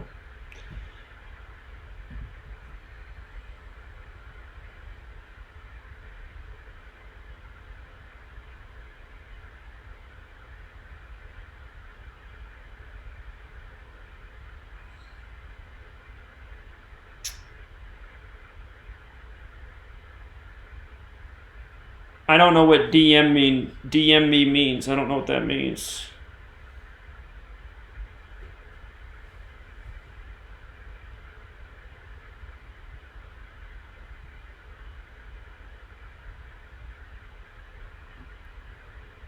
Matthew says, why do I give my energy towards them? Well, you're right, I shouldn't. But the problem is people are dumb, right? People are dumb, and because there's a pack of trolls that are posting literally every fucking comment on my Patreon page, and for some reason none of the people can respond anything back or even like a comment, new people come there and they think the trolls are legit. Caller? Hey, Zach, I just wanted to call in to verify that everything that you do for people can't stand what you do because they're not as smart, they're not intelligent. And people that tell the truth usually always get targeted, you know what I'm saying? Like, people that do what you do are subject to be targeted because nobody wants the truth to come out. And I'm just saying out here that I support you, man. You do great work, and I'm always going to be there to support you with everything you do because people need to know this, and they're, like, ignorant as fuck not to understand that this has bigger than sports, and you try to point that out. And people that keep trolling you, I mean, they're in there because they had no lives. Cause I said that to somebody that stays on your page that critiques everything that you do. But why are they there? If they don't like you, why would they still be involved with you? You know what I'm saying? Well, the people who troll on the page aren't people with no life. They're people that are literally paid to be there. Because who else would stay on my Patreon page and just talk shit like literally 24/7, 365 as they do? So it's obvious that they're a paid for people. It's their job to harass the page. Right. So I just want to let people know, man, you do great work, and no matter what happens, I hope you continue to still do it, and I have your back. As far as I can tell, I always have your back because you do great work, man. I just wanted to point that out to you. all right, appreciate it, man. Thank you.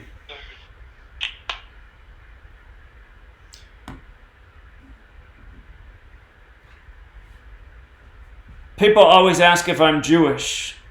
Why do people always ask the same fucking dumb questions that have been asked and answered 1,000 times? I'm not Jewish, but genetically, maybe, because my dad doesn't know who his dad is. I was raised Lutheran. But, I mean, why is that even a question? Is Zach Jewish? Because the same fucking losers who ask that question every time, if you answer it, they want to make a point about it. It's like once upon a time people asked me that, and I said, well, I wasn't raised Jewish. My parents aren't Jewish. No one's Jewish in the family, but my dad doesn't know who his dad is. If you see my dad, though, he doesn't look Jewish. It's weird that I do admit that I look a little Jewish, but if you see my dad, he doesn't.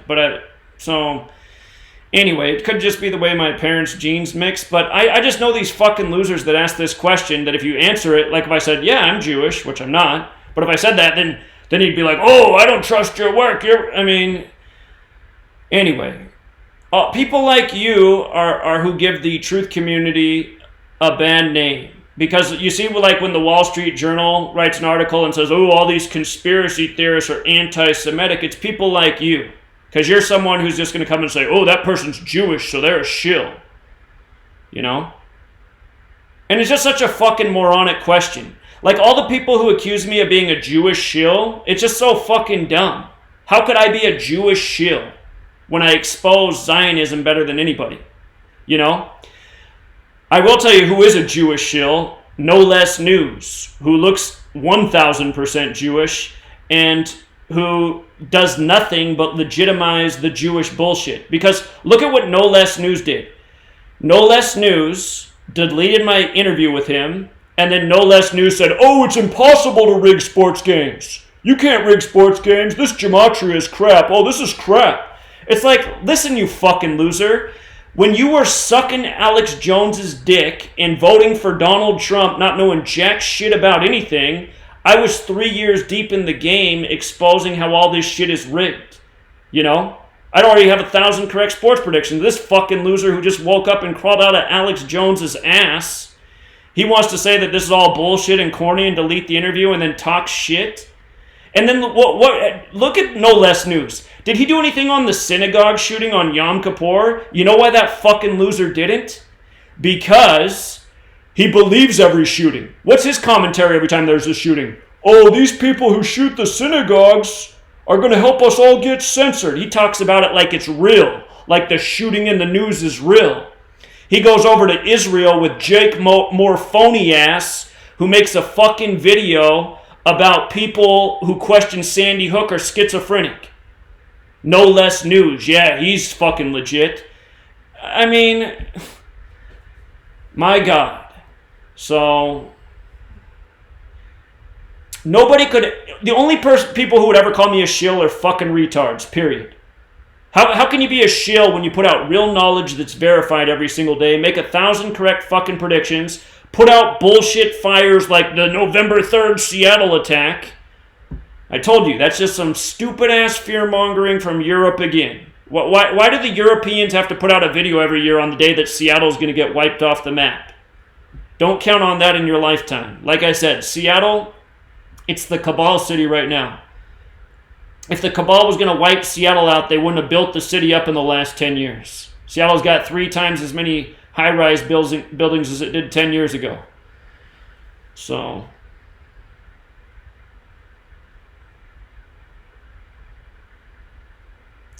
Kathy, just ban the trolls. Kathy, if you see somebody just trolling, don't talk to them, just ban them. I don't even know who you're talking to, but just get rid of them.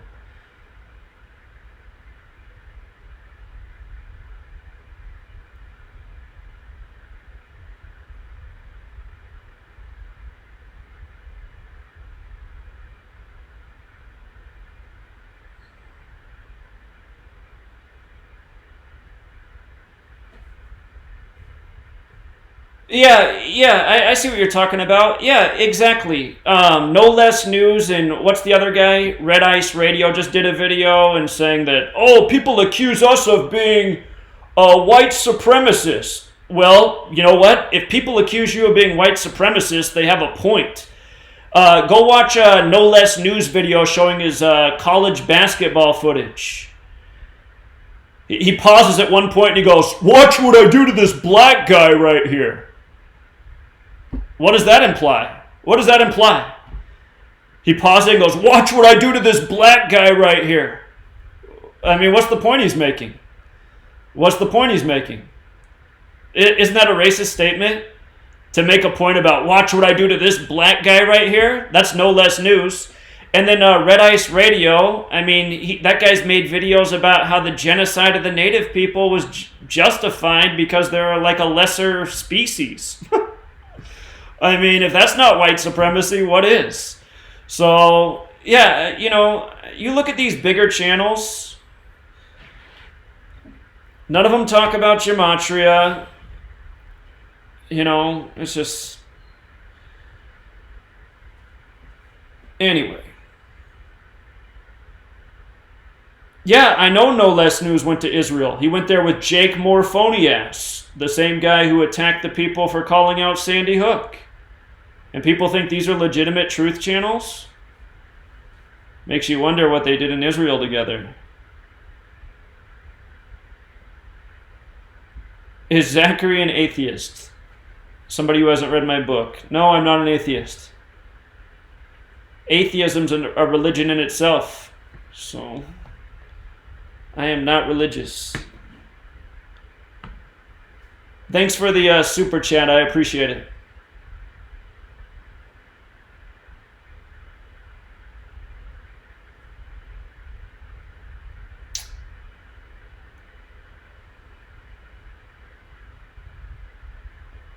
Yeah, exactly. That's what it's just so annoying when people ask, "What's your religion? What's your religious belief?" I just know right away when a person asks that they're the type of person that needs to see that somebody's the same belief as them before they listen to anything else. I only listen to people who believe just like me, which is always the sign of an idiot. Everyone who thinks like that is a fucking retard, period. That's how fucking retards think. Does this person believe the same as me? Because I only listen to people who believe just like me. I don't listen to people with differing opinions. So...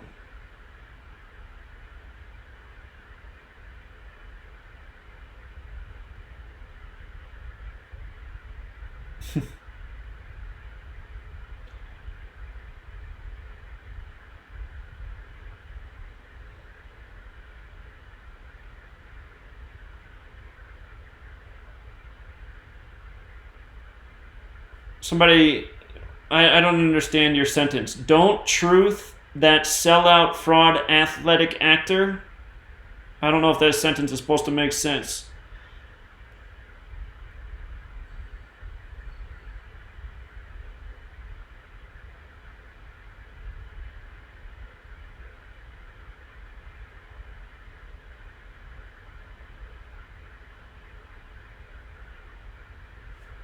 Here.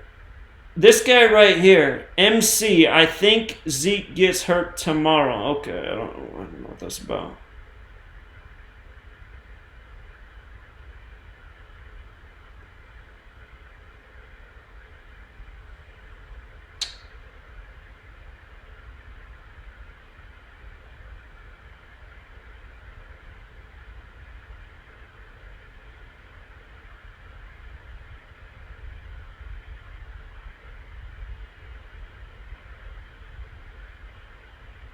Alright, I'm just trying to read the chat to see if there's anything worth responding to.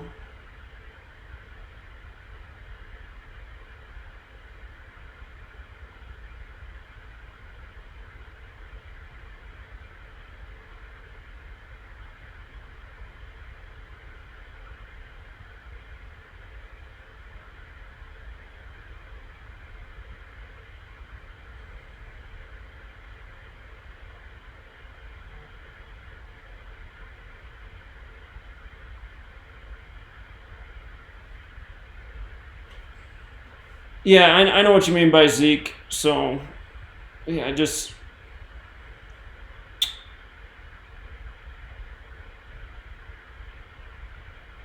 Yeah, I might try to contact Larry Johnson. It'd be fun to get him on the radio show if possible. So, I will investigate that and see if he's willing.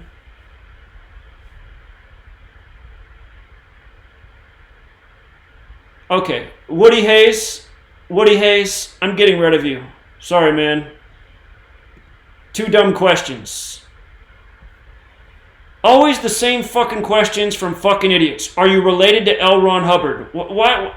How fucking dumb do you gotta be to think that everybody with the last name Hubbard's related to L. Ron Hubbard? Are you Jewish? Are you L. Ron Hubbard? If those are the only 2 questions you got from me, you can get the fuck out of here. Get tired of these fucking losers, man. God. Fucking idiots. Same shit every fucking time.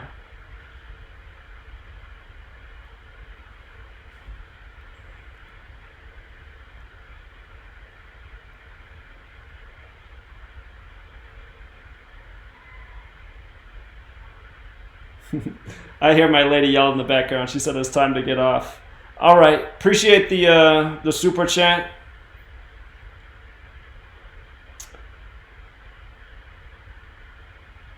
People are just so annoying, man. Just the same fucking played out questions every fucking time. All I can assume is they're trolls, and if they're not, then they're just too fucking dumb to even be around here. I don't want to read any more comments from them.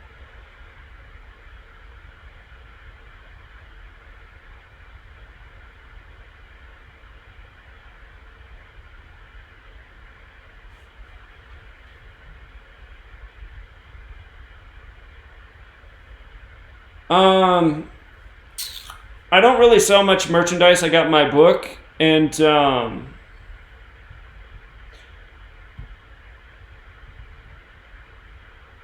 in the future, I haven't done the merchandise thing, but I might eventually. So it's just one more thing to manage.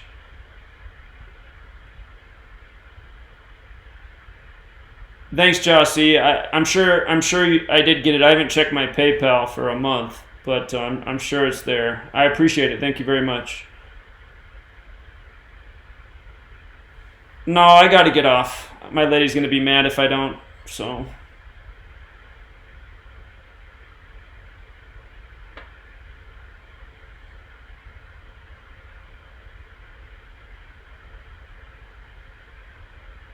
Well, that's exactly what she's going to say. She's going to say, why are you always yelling and cussing at these people online? Can't help it. These people annoy me too much. Yeah, the septenary cipher. I talk about the septenary cipher. It's in my book. I always know when people ask questions like that, they haven't read my book. So...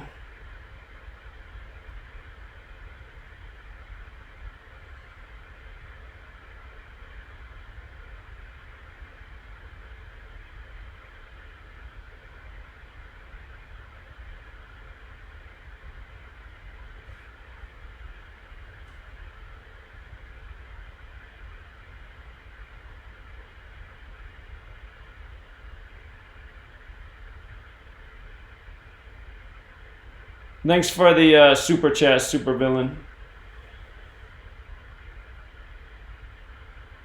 Hey, about that compliment about teacher, I just noticed something the other day that I never noticed before about the word teacher. So in the base ciphers, you don't see it. You know how 33 is the master teacher number in numerology? Teacher's 33 in the most pure cipher. I've talked about that since I first began this research. But I noticed something the other day about teacher in Jewish Gematria. You see how it's 202? My birthday is July 21st, and that is the 202nd day of the year. So I thought, that's interesting, because I've always liked to teach. So anyway.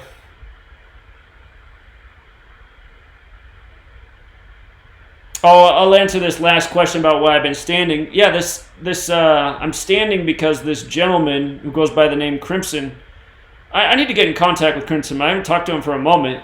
He got in contact with me and he told me he wanted to buy me a really nice chair that kept my posture perfect. And then he told me he ordered the chair and he said he even got one from my sweet lady. So I'm waiting for these 2 chairs to show up. And then he also texted me. He said, I have some more gifts coming for you besides the chairs. And he got this desk that goes up and down. And he got me this fancy standing mat that has all these different things on it. So you can like you can't see me doing it right now, but I guess maybe I'll make a separate video later with my camera phone. But this mat has these different things you can stand on to like relieve your pressure points in your feet. So he got me this nice little setup so that you can stand and work. And he heard me saying that I sit too much doing this work, so I have been standing more doing it during some of the live streams and just when I do my work in the day. So been trying to sit less and stand more.